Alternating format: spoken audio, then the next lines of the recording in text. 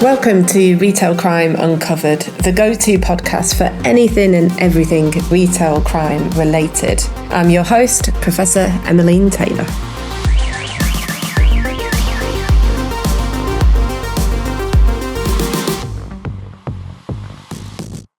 Hello and welcome to this end of season 1 special episode of Retail Crime Uncovered. Wow, it is hard to believe that we have reached 20 episodes already. And so my job today is to pull together the best of, because there's just so many great insights that have been gleaned over the last 10 months from all the fantastic guests that have been on the show. And so I guess I first want to start with just thanking people for the incredible engagement. When we started this podcast, we weren't quite sure how it was going to land or how it would be received by the industry, by police, by government, all the people that we really wanted to reach. And I've just been absolutely blown away by the response, and reaching out to people sort of tentatively asking if they would be so kind as to be a guest on the podcast, and the overwhelming response from really top level industry leaders has just been so heartening. And also thank you to all the listeners as well, and those of you that get in touch with me after each episode to tell me what you've enjoyed and some of the hot topics that you would like to see me explore in future episodes. It's been really nice having that feedback. And it's also been great just how international the audience has been. We've obviously had guests from the US, the UK, Germany, Australia, New Zealand, France. There's probably more that I'm missing. And that's really been replicated in the audience and listeners as well. So that's really great. And also the media response. I wasn't quite expecting that. But yeah, really generous write-up in The Grocer magazine. Big shout out to them who did a review of the podcast, and then also mentions in the New York Times, The Guardian, the Sunday Times, the Evening Standard. Yeah, it goes on, which has been really fantastic. Anyway, I have work to do in this episode, because what I'm going to do is go through some of those highlights and really try and make sense of the information that has been gleaned from these experts over the last 10 months. And when I first sat down to do this, I felt slightly overwhelmed. How on earth was I going to do this justice in a relatively short space of time? But actually, when I began to listen back to the interviews, I saw that there's some really key themes that have emerged. I'm going to start with how the podcast has really captured a moment in time in which the scale and severity of theft and violent incidents have really escalated across many regions.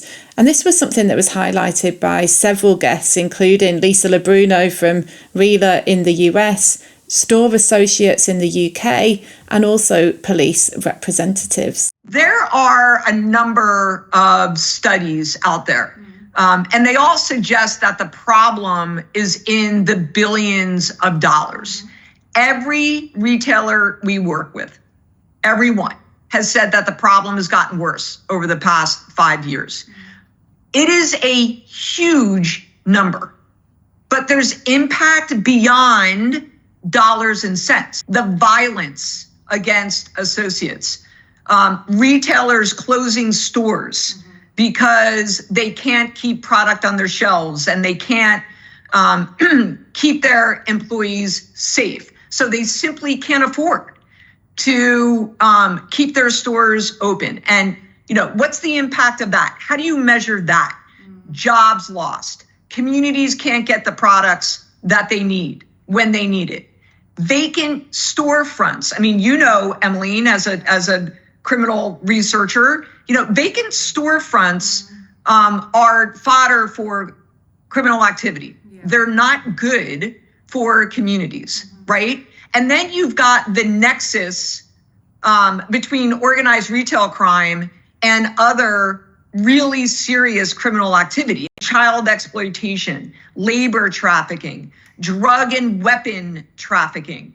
So the costs are significant, but they're not just borne by the retailers. The costs are borne by the employees who are put in harm's way, the communities that can't get goods, essential product when they need it.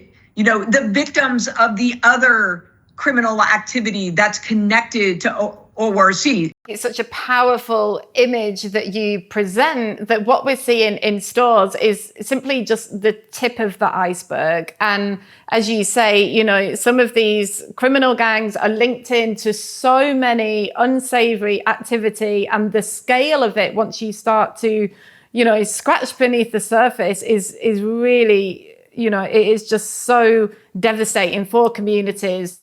I wouldn't class it as shoplifting. I would class it as looting in some cases. We've got so many stores that have the same group of people that come in several times a day, every week, every month. And yeah, it's the morale is so rock bottom now in these stores because they feel like the support from the police is not where it needs to be. What we're seeing recently is that there's more kind of large-scale shop theft. Shoplifters coming with bags and kind of clearing shelves, targeting particular items. Violence against shop workers is still a big concern for many retailers and something that police treat very, very seriously. And there's also the issue of organised crime groups as well. And of course, police in their work are becoming more aware of their involvement in the retail crime sphere. We're looking at, right now, 694 fatalities in 2022. And these are publicly reported. This is all that appears in the media. Yeah. So 694 individuals have been killed in a retail premises in 2022. But the causes of that might be varied. I guess there's a whole range of different scenarios in which these deaths have come about. But yet this figure sounds alarming, regardless of what the reasons are behind it. Well, and the vast majority are during a crime. It's like, if not, 80%, 85% is as a result of a crime, which could be a robbery, and also organized retail crime. I mean, that happens quite often. So, which is one of the things that's driven the retailers to adopt a no hands, no touch, no stop policy, to where the associates are not allowed to stop shoplifting. Yeah. That's been something that's been very prevalent. Yeah. And so typically businesses here will have something similar, a no challenge policy, no intervention policy, because people were getting hurt, and they were getting hurt badly when they tried to intervene with a shoplifter, or they just inadvertently got in the way, and then, either weapons are used, somebody's shoved, pushed, a whole range of different issues. But what some store associates now are saying is that there's the mental health consequences of that, because they're being told, right, you can't intervene. The offenders know they can't intervene, and they've become so much more brazen, to the point they're almost taunting them, saying, what are you going to do? Come and get me. Touch me, you're going to get the sack. And that also creates a different set of issues, doesn't it? Are you hearing similar things in the US, that store associates now just feel completely powerless to do anything? Oh, absolutely. There's been a couple of cases recently where community members and community organizations have actually confronted some retailers about, why aren't you stopping them, our kids, from shoplifting? They're working in groups, they're using and sharing vehicles across those groups. And that's the other really powerful thing. And, New Zealand, as an example, the largest criminal network we've been able to help identify is over 800 people, because it's small groups working together, but they'll use the same vehicle, or there's a common link between two different groups of people. In the US, even for one retailer, it's about the same numbers as well. So it becomes really interesting to see how networked those shoplifting groups are. I had no idea that it would involve that many people. 800 people, all connected. Oh my gosh. I mean, some of the conversations I've been having about defining organized retail crime, we've been talking about, is it 2 people or 3? I had no idea it was running into the hundreds. Wow. I mean, that level of coordination, and presumably they're sharing tips on where's vulnerable, they've got inside information. That is really quite scary. In addition to ORC, we also heard about the devastation that a one-woman crime wave can inflict. Many of the listeners will have heard of Narinder Kaur. So Narinder was a prolific thief and refund fraudster for a lot of years. After a painful 19 months of case building, court dates, prison remands, and a mistaken prison release, she was convicted. So she was found guilty of 1,700 charges of theft and fraud. Wow. Worth approximately £500,000. But we know that there would have been more than that. It's a long time. It's a long time offending. Police seized over £180,000 worth of cash from her home, alongside her Mercedes car, her 5-bedroom house in Chippenham, and another property in Wolverhampton. Another interesting observation is that with the perceived low risk and high reward situation of retail crime, alongside a booming market for stolen goods, it would seem that prolific or organised offenders are really no longer selective about what they steal, so long as they know that they can sell it on. What we're seeing more and more is ORC offenders are no longer segment agnostic. It used to be that maybe a particular ORC booster was singularly focused on a high-end apparel, or health and beauty, right? Well, now they're crossing borders now. They are segment agnostic. Yeah. It all comes down to what product is in high demand out on the street, right? Or on online marketplaces. So you're primarily selling electronics. Yeah. So soundbars, what other types? Soundbars, televisions, radios, DVD players, Xboxes, if I could get them, toasters, kettles, anything electronical, anything at all. Yeah. Baby clothes, perfume, anything. Literally, there was one woman, she used to buy big bars of chocolate for £1 each. So, and you'd go and steal 40 or 50 of those. That's your fix in the morning, and then you're back out again. So it could range from anything, really. It could be anything that people want. With really no products being off limits and thieves treating this as a full-time job, it's perhaps no surprise then that some of the amounts that were being stolen to fund a drug habit were truly eye-watering.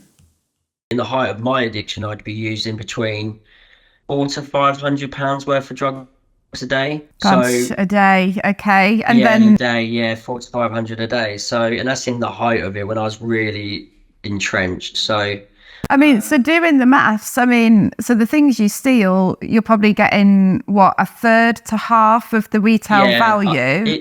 A general rule of thumb is 1/3 of the retail price. So you'd be stealing around £1,500 a day, Yes. and that's 7 days a week.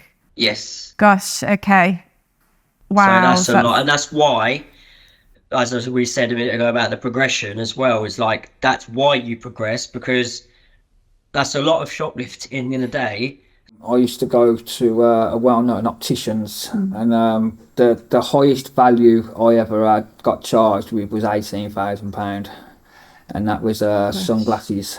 Right. I walked it one was 18,000 and one was 13,000. That was the actual value given on the charge sheet.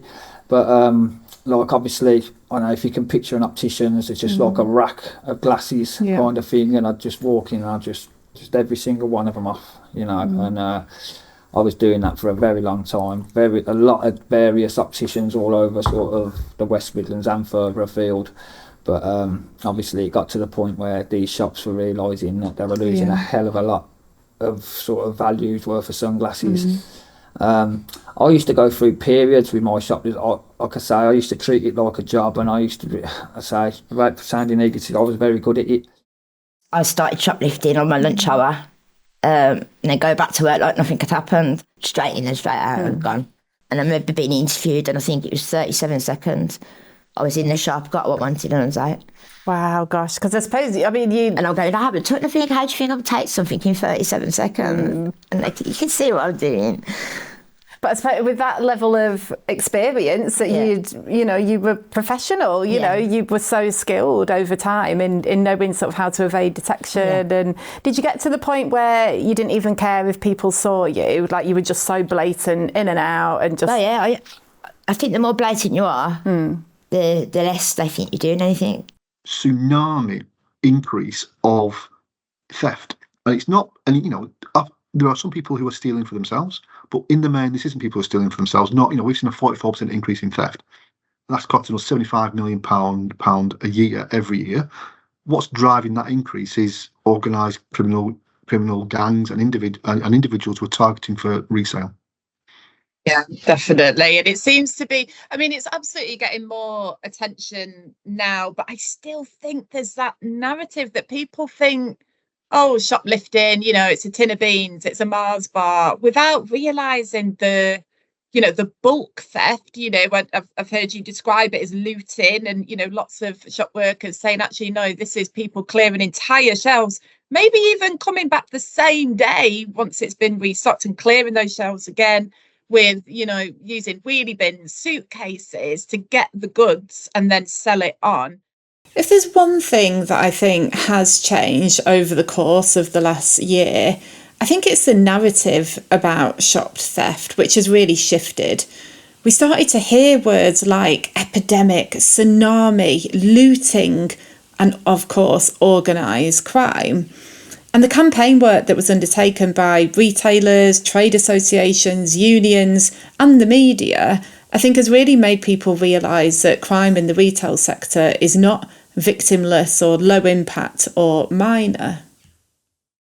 So I'm a criminologist, and when I talk to people about business crime, about retail crime, the level of theft, the level of violence that we're seeing in our stores, people still come back and say, but it's not high impact. You know, police operate with that threat, risk, harm, and it just simply doesn't pass the threshold. You know, they're dealing with knife crime, they're dealing with drugs and firearms and weapons and sexual violence, and business crime, quite rightly, should be lower down their priorities.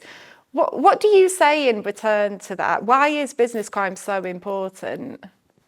So every criminal starts their journey into criminality somewhere. And invariably, it will start with theft from a shop. So when they begin that journey, if you can nip it in the bud, prevent it, tackle it there and then, you can potentially prevent that criminal from becoming a mastermind 10 years down the line, running umpteen drug lines into your county, causing maximum harm and distress. And let's face it, those county lines that people are more familiar with now, the young people that get impacted by it, that are vulnerable, that are abused, that are sexually assaulted, physically assaulted, that drives much of that criminality. You could potentially have stopped that from happening. So it is not an easy conversation to have with people, but I think when you lay it out in front of them and say, explain it in that terms, they kind of get it. And I am absolutely convinced that the reason we are seeing a rise in antisocial behaviour, low level but very high impact type of crime now, is because the people committing it are feeling very emboldened. And because they're not being challenged and because it's not being directly tackled, they're getting away with it. And each time they get away with it, they get a little bit bolder. I have my preconceptions about retail crime, and I make no bones about that, because I think it's indicative of policing in general, that we do have these perceptions around actually what is retail crime and why aren't retailers doing more about it. Well, you've only got to look at the likes of the Co-op and the amount of money they've spent in prevention to see that they are doing stuff about it, and there's just a change in perception that we've got to do. The causes of the current crime issues impacting on retail premises has been attributed to a range of reasons, including homelessness, mental health, increased poverty as a result of economic downturn, the global pandemic. But perhaps chief amongst the reasons, and an enduring reason, is drug addiction that results in people stealing in bulk to generate the money to fund their habit. The drug addicted who are self-administering narcotics in retail stores, the unhoused who are erecting shelters in retail parking lots or on property adjoining retail locations, just really unsanitary conditions that retailers are needing to address on their property. The mentally ill, we've got a significant drug problem going on here in the U.S., Emmeline. And we also have a lot of mental health issues that folks are suffering from. But alongside these external social factors, it's really important to also recognise that there's changes in practice, in technology, in merchandising that retailers have introduced themselves that have created new vulnerabilities that offenders will exploit. And I think self-service checkout is really the exemplar of this.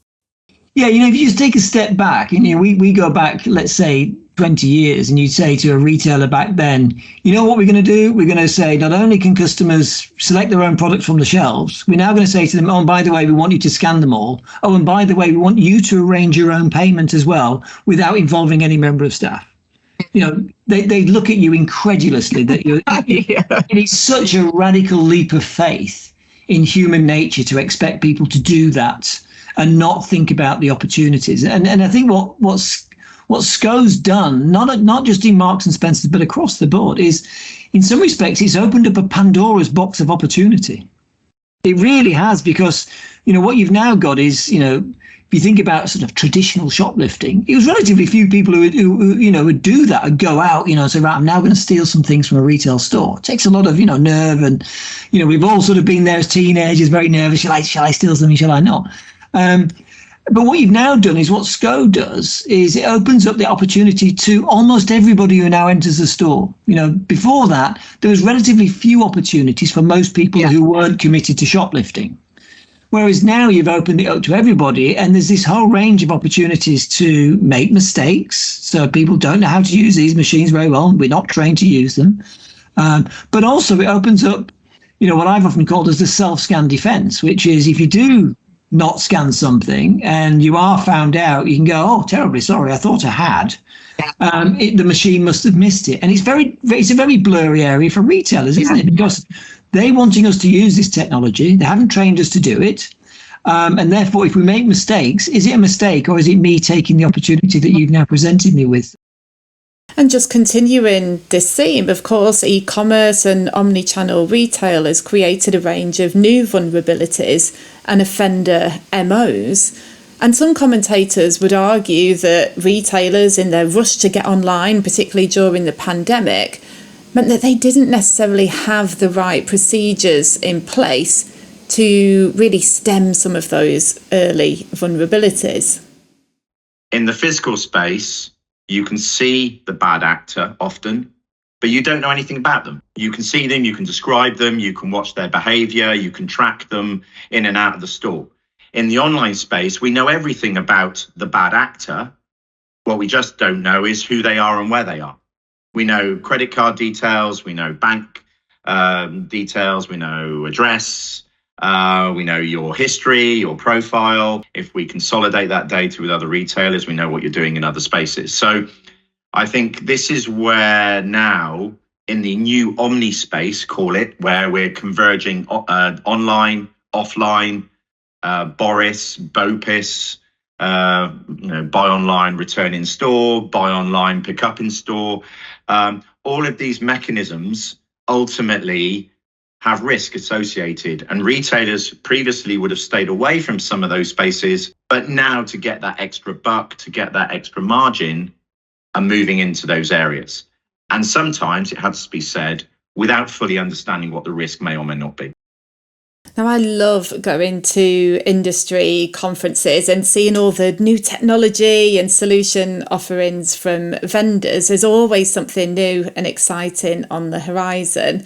And over the course of this podcast, I've been lucky enough to attend the NRF Big Show in New York, the Retail Technology Show in London, Retail Risk in Sydney and London, RELA in Texas, and FMI in Florida.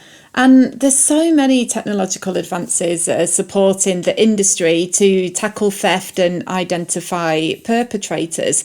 But we actually only touched upon a few of them in season 1, from software that is utilised to assist in the recording and analysis of incidents, to sophisticated benefit denial tagging solutions and unique barcode IDs.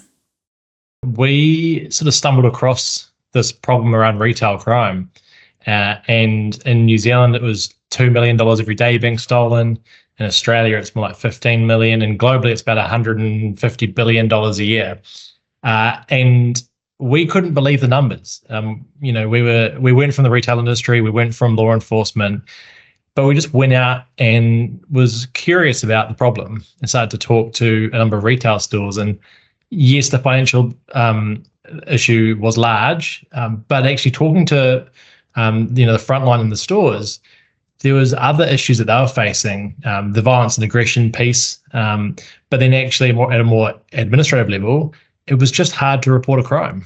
And so they weren't reporting a crime. It was hard to work well with police. And so we saw an opportunity of how to use technology to try and change that.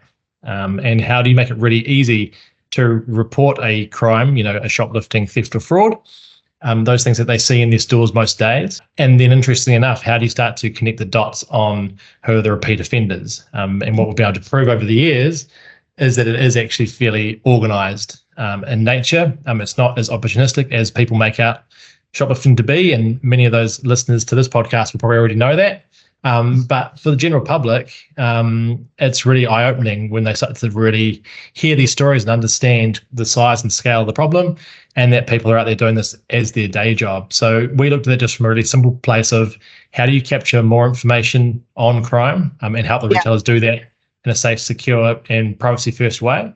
And then you can start actually getting a better understanding of the trends, the insights, and how do you get some better outcomes for the retail stores, and then also dealing with police. I was really interested in some of the innovations that Next are doing around unique barcodes. So can you tell us a bit about these? Because they sound like a bit of a game changer to me in terms of being able to track products. And as you mentioned, returns fraud is such a big issue.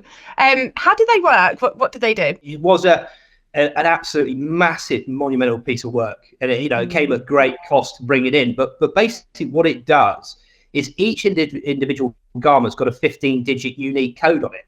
So we're able to track from sort of cradle to grave every single individual item that goes through our business, through through warehousing, through stores, through returns, through online sales. And it is a real game changer. And I know, working with the police over the years, they absolutely love it because it's that final piece of evidence that if they stop a car driving down the M1, which is absolutely full of stock, by looking at our app and working out exactly what, the history of that item, they're able to determine whether it's ever been sold, whether it's been through a till point in the first place or anything like that. So evidentially, we've had some massive wins over the years. Personally, and before I did this role, I worked on the online side as a fraud investigator and took a number of cases to court and was successful based on the back of our unique identification system. I think where we are seeing the most success is benefit denial. How do we decrease their profitability? How do we make it harder for them to do what they're trying to do? So what we've done is we've come up with solutions, again, that are easy to implement, easy for the associates to deal with on a day-to-day basis, but that also deter those criminals. We have something called Megalock that we're having a lot of success with. And it's Tell us really about exciting. Megalock. I love the name. I know it sounds just like wow, yeah, it is. It really deters theft and deters the benefits that they get out of it, because they are unable to access a product usually without damaging it or decreasing the value of it. So if it's so hard for them to get at it, or for them to again get it without damaging it, why do it? So then they move to another location. The game changer has been Megalock. We can see it because I don't know if you heard about the riots that we had experienced in France last year. At that time, we had already a few stores equipped with Megalock, because that was the beginning of the presence of Secura in France. And the positive aspect has been incredible, because those stores that were just like invaded by people stealing on the shelves and destroying the store, just basically. And the feedback I had was that all the detachers remained on position. So on all the POS, nothing has been stolen. And even if, for example, I take the example of alcohols, even if the bottles has been stolen, those were like at the end they were not used for resale, because the protections were still on the bottles. So they found many broken bottles, which is good for insurances. I'm sorry to say that, but yeah, that was one of the point.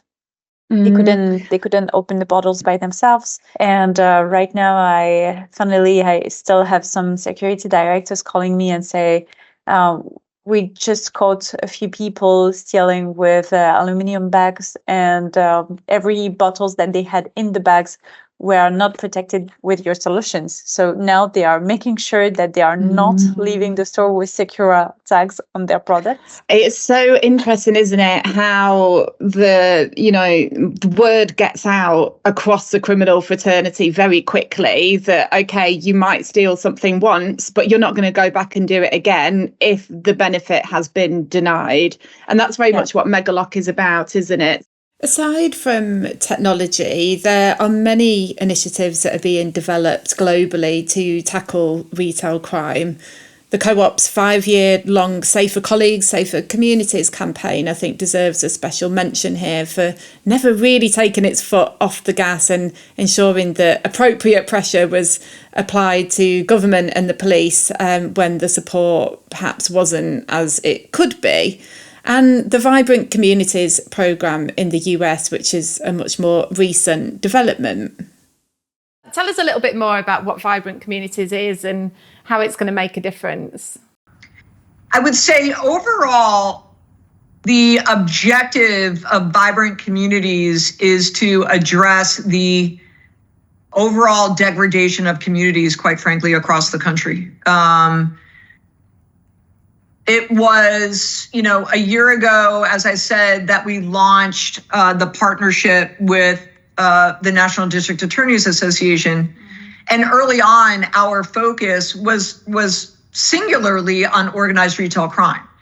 And, our objective, as I shared earlier, was to start educating prosecutors on the scope of the problem, the investigative resources that retailers have invested in this, what they can offer prosecutors in terms of evidence, et cetera. And it quickly became clear that we needed to broaden the scope of that sort of education campaign. Yeah. And by that, I mean, high impact theft offenders that might not be part of a criminal enterprise, right? So those are, the criminal actors who might be frequenting a store every day or multiple times a day. And then, stealing large quantities of merchandise and selling it at the local bodega. Yeah. Might not be labeled organized retail crime, but a high impact offender as it relates to the retailer. And what we also saw, Emmeline, and what we continue to see in the US is other activity that really is reaping havoc in stores, disrupting operations, taking store labor away from the focus, what the focus should be, making customers and employees uncomfortable. Example, the drug addicted who are self-administering narcotics in retail stores. The unhoused who are erecting shelters in retail parking lots or on property adjoining retail locations. Just really unsanitary conditions that retailers are needing to address on their property. The mentally ill, we've got a significant drug problem going on here in the US, Emmeline. And we also have a lot of mental health issues that folks are suffering from.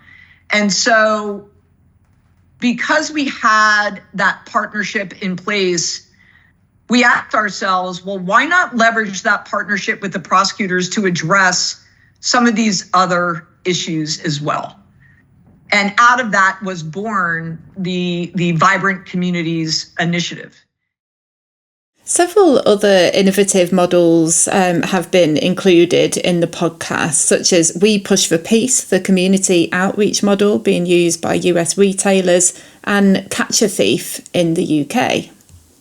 Instead of you having law enforcement in your store, you allow the grassroots organization that lives in that community to be in the store.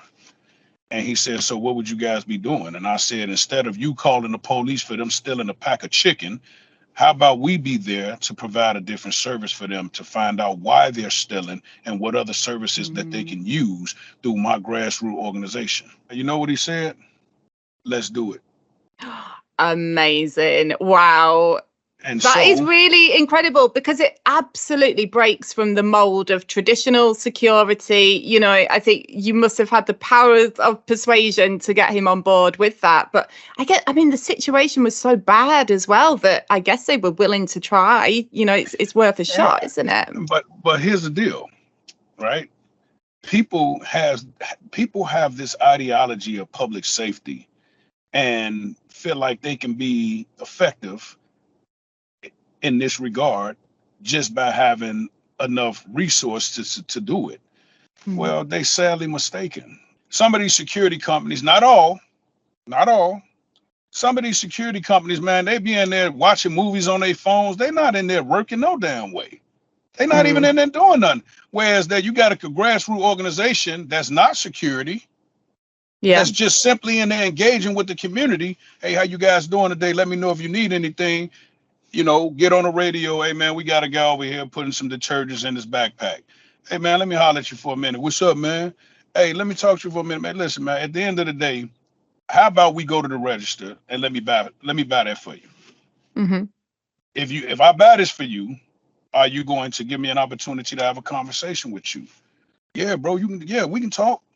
That's all I want anyway. Wow, that's so powerful. Yeah, that's all I want anyway. Yeah, Even when we interact with someone that's stealing, right? Say we had a single mother 3 days ago, had a cart full of food trying to walk out the grocery store. And ironic, I was there. So I said to her, I was like, where you going with the cart? And she was like, I'm going to my car. I was like, well, you just went past the registers, right? So she started laughing and I'm like, well, you just kind of went past the registers. And I said, listen, you obviously know you can't leave out of here with this grocery cart. How about we take some of those items that you really need? Let me pay for them.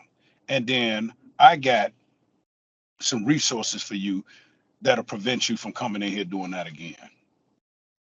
These sentiments around the importance of community and tackling the social root causes of criminality were also echoed by Farah McNutt, the former teenage shoplifter and founder of Catch a Thief. Anyone that's caught stealing sandwiches, loaf of bread, milks or anything like that, then we point them in the right direction to the help and support. Because it's not about condemning everyone for doing it. It's finding out reasons why they're doing it. And then after you find out the reasons why they do it, then you can take the appropriate action to stop it. The importance of community and acknowledging community issues was such a strong theme throughout many of the podcast interviews, but perhaps not more strongly than in the interview with John Yates. He's the head of security at Centre Group, who operate Westfield in Australia and New Zealand. And he spoke to me shortly after the horrendous murders that took place at Bondi Junction, Westfield in Sydney, Australia. How do you respond then as a business to, obviously the Westfield shopping centre was closed for, I think, 6 days. It must be very challenging, people going back to work, inviting the community back in. You had a community day. Well, the community day was, we called it a day of reflection. The shops were shut, but the centre was open, and we just invited people in. All our media screens had the black ribbon showing, and it was just very dignified. It was very moving, and we just allowed people to move through the centre, spending the time they needed to reflect and contemplate on what had happened. And I think it was it was just one of the best things we did. And and we weren't, clearly we weren't trading. And again, I think it was just the best thing we did. I think sometimes after these events, it is almost sometimes the community want to reflect, but also, come together and, I think having that opportunity to be able to share, their thoughts and sympathies, obviously, for the families is really important. One thing that has certainly cropped up in several of the interviews over the last 10 months was the initiation of a partnership called Pegasus in the UK. And what this partnership entailed was retailers funding a retail strand to the police serious organised acquisitive crime unit. And it's part of a broader unit called Opal. And the head of that unit, Jim Taylor, joined me to explain how it came about and what we can expect. So last year, a new strand was initiated and it was dubbed Operation Pegasus for a while, but that's folded into Operation Opal now, isn't it? And it specifically looks at retail crime. What sort of intelligence are you looking at? Can you tell us a bit about how that strand will operate? Yeah, so Pegasus obviously was the group of retailers come together to come up with the idea with, spearheaded by Katie Bourne and PCC, who's got the portfolio for business crime. And that afforded effectively an opportunity for Opal to put together a capability for the UK to focus on organised retail crime. Mm-hmm. So again, we're not talking about pockets of offending where local forces can manage that effectively. This is about individuals who are travelling around the country and exploiting, like I say, that lack of coordination. So the kind of conversations we had really early on was, what does organised retail crime look like? And that is very different to perhaps what policing might think is organised crime. And what the perception might be of some of the bigger retailers. So it was really important for me to understand what organised retail crime looks like. Now, there's lots of rhetoric around policing not attending, enough incidents. And I understand that. And if we're only attending a small amount of incidents, that means we're missing a big piece of the intelligence picture that sits behind it.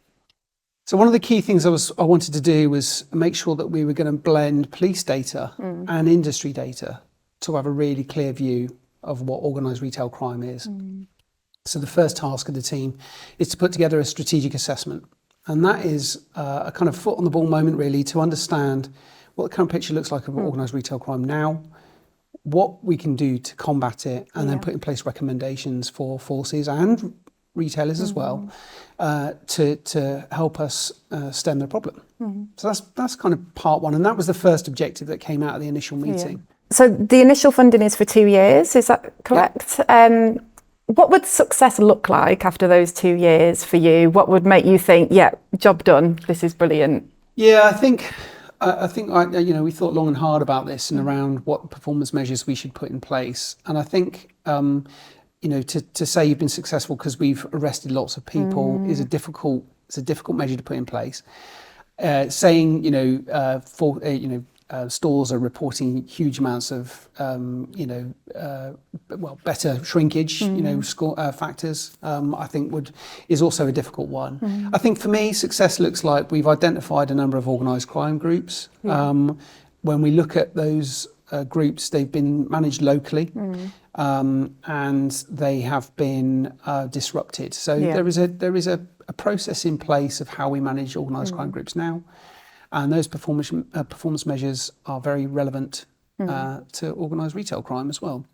So we'll be able to reflect back and say, right, we've identified this many OCGs, we've recorded this many SOC disruptions against them, and we've received X amount of packages resulting in arrests and seizures and so on. So whilst we will record some of that, I wouldn't want to hang my hat on to say, arrests are a measure, because I'm not sure we can arrest our way out of this problem. So a huge emphasis on partnership work there between the police, the government, and of course the industry. But it was also really refreshing to hear from Chris Harris from Kroger, the biggest supermarket chain in the USA, no less. And he talked to me about how they use data to inform a strategy to take control of their high-risk locations, what they term their Extreme Stores programme. So I've heard you talk previously about the Extreme Stores programme, and I think this is very similar to what I've described as fortress stores and the methodology around creating a fortress store in high-risk locations. And I guess as a definition, it's those stores that have the highest level of issues, that probably give you sort of sleepless nights on occasion as well, just due to the high volume and severity of incidents. How do you identify what stores go into your Extreme Stores program? Yeah, well, it is a very carefully chosen program. We use a number of factors when we determine that a store is considered an extreme store, and that's what we call it here. And it's always based first in data and statistics. So we use the crime index scores, something we have available here, where we can understand a geography within a few miles of a location, what kind of crime they're seeing in the area. That's always the base of what we do. We base it in those statistics. Then we take other factors internally that we have, like our shrink data, our loss data, and that becomes a component of that. As well as the incidents that we're seeing from stores, how many reported incidents they have. And then the final piece is really the opinion of the leadership within that store and within that region or division. When we select an extreme store, we want it to not be a surprise. We want everyone within the store, the associates, the management, the leadership, the customers, to understand that's an extreme store. It shouldn't be a surprise that we categorize it as extreme. Great that you're sort of triangulating so many different data sources to confirm that it's the correct locations. So what do you do differently then? You've highlighted your extreme stores, the problematic ones, the ones that perhaps need more attention. What changes? What would feel different in those stores? I would say we recognize the complexity. So running one of these giant supermarkets like a Kroger is complex in itself, and our management and our associates are really working hard to do what's right for the customers and provide groceries and a great shopping experience. We understand that when you're an extreme store, you have another element that you need to be able to address and handle, which takes your time. And others don't always have that. They don't have that same external pressure that you have as being in management in an extreme store. So what we want to be able to do is provide either capital resources to help them. So do they get first priority on what capital and what new solutions we want to put into a store. We want to see that they have the right amount of staffing, whether it's on the front end, whether it's security staff, or asset protection staff. Are we giving them enough human capital to run their buildings? So these stores do get extra support from us in the general office, so that management team can run that store the way they need to and protect their associates and their customers. We're very conscious of that. Probably the biggest aspect of this is what we've done with our Elite Guard program in these stores. And we've really taken guards to another level.